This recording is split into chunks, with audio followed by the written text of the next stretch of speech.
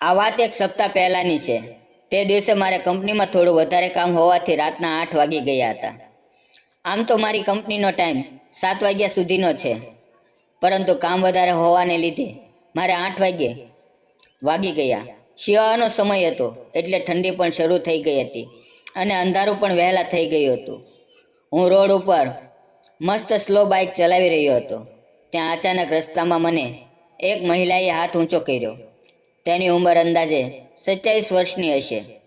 ખરેખર તો તેણે મારી બાઇકની પાછળ આવી રહેલી ઓટો રિક્ષાને હાથ ઊંચો કર્યો હતો, પણ મને એમ લાગ્યું કે તેણે મને હાથ ઊંચો કર્યો છે। હું તેની પાસે ગયો અને મારી ગાડી ઊભી રાખીને બોલ્યો, શહેર તરફ જાઉં છું, તમારે કઈ બાજુ જવું છે? તે હસવા લાગી અને બોલી, હું રિક્ષાવાળાને હાથ ઊંચો કરતી હતી। અમે બંને એટલી જ વાત કરી ત્યાં બીજી રિક્ષા પણ જતી રહી। મેં કહ્યું, ઠીક છે, જો તમારે શહેર તરફ આવવું હોય તો હું તમને મારી ગાડી ઉપર લઈ જઈશ। તો તે કહેવા લાગી, હું ક્યારની ઓટો રિક્ષાની રાહ જોઉં છું, પરંતુ તે આવતી નથી। મેં કહ્યું, તો પછી તમે મારી બાઇક ઉપર આવી જાઓ।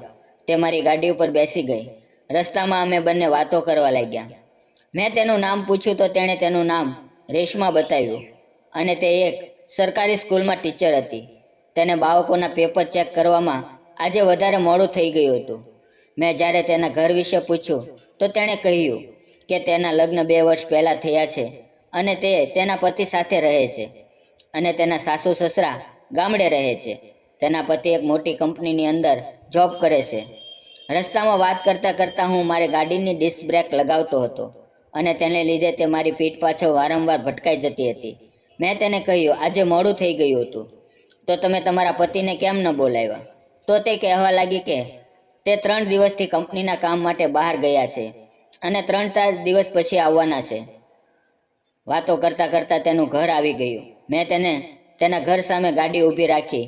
તેને ઉતરતાની સાથે મને થેન્ક્સ કહ્યું। મેં પણ તેને વેલકમમાં જવાબ આપ્યો। જતાં જતાં તેણે પૂછ્યું કે જો પાણી પીવું હોય તો અંદર આવ। મેં મનમાં વિચાર્યું કે આમ તો રૂમ પર એકલો જઈશ ને શું કરીશ, થોડો ટાઈમ અહીંયા જ પસાર કરી લઉં। હું તેની પાછળ તેના ઘરે ગયો। તેણે અંદરથી દરવાજો બંધ કર્યો અને પછી તે પાણી લઈને આવી। તેણે બ્લુ રંગની સાડી પહેરી હતી અને ડીપ નેક બ્લાઉઝ પહેર્યું હતું। તે ખૂબ જ સુંદર લાગી રહી હતી। અમે બંને પાણી પીને નોર્મલ વાતો કરવા લાગ્યા। મેં તેને કહ્યું, જો તને ખોટું ન લાગે તો એક વાત કહું? તો તેણે કહ્યું, હા કહો। મેં તેને કહ્યું, તમે ખૂબ જ સુંદર લાગો છો।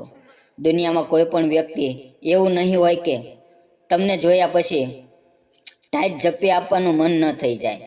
તો તે હસીને કહેવા લાગી અને એક અલગ જ અંદાજમાં બોલી કે તારે જપ્પી લગાવી છે?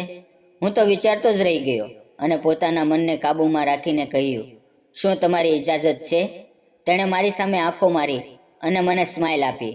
હું તેની પાસે ગયો અને મેં તેને કસકર બાહોમાં લઈ લીધી।